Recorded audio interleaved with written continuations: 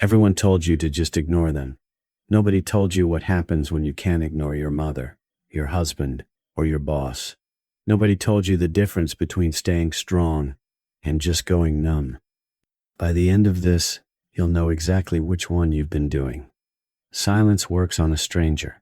It fails the moment someone has permanent access to your life through marriage, blood, or a paycheck.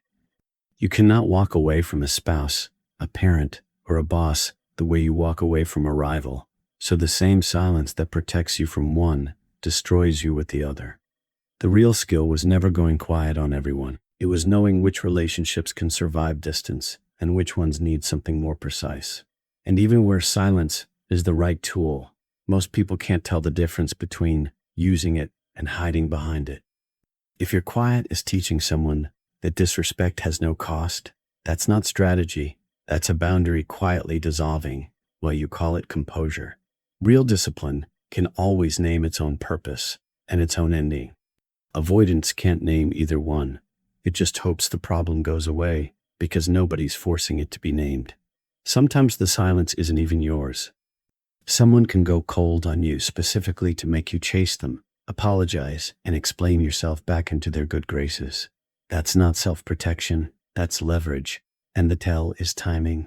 If someone gets colder exactly after you set a boundary, that's not coincidence. The only way out is refusing to supply the chase they're counting on.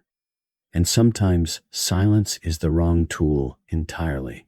When someone's building a false record against you, a fabricated accusation, a harassment campaign, a filing designed to make a lie look true, silence doesn't protect you.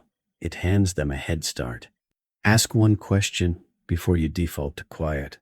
Is this reversible? If it fades on its own, stay silent. If it's the kind of thing that gets cited and believed later, you don't get to opt out of responding. Then there's the exposure nobody prepares you for. The person you face every single day, with no exit door. Full silence and full reaction both burn out under repetition. What survives isn't a decision made once. It's calibration. Deciding exactly how much you're willing to give today, holding that line, and adjusting it as the relationship shifts. Because chronic situations need discipline, not a single dramatic moment of withdrawal.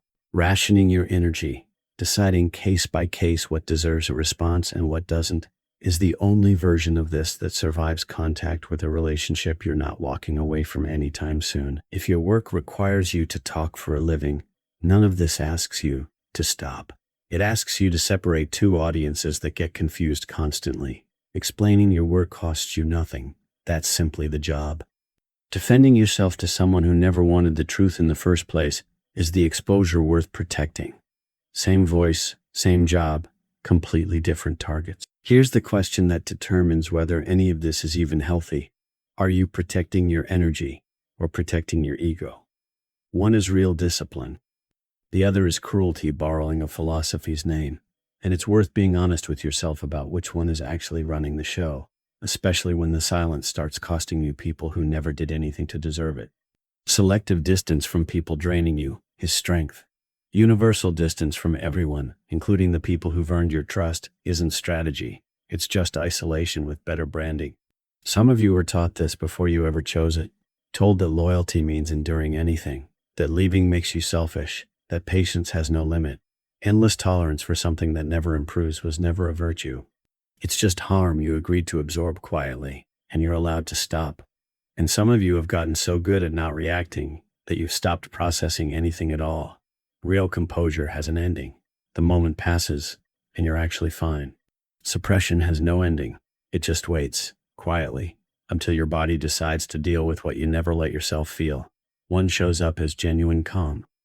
The other shows up later, sideways, aimed at someone who had nothing to do with what actually caused it.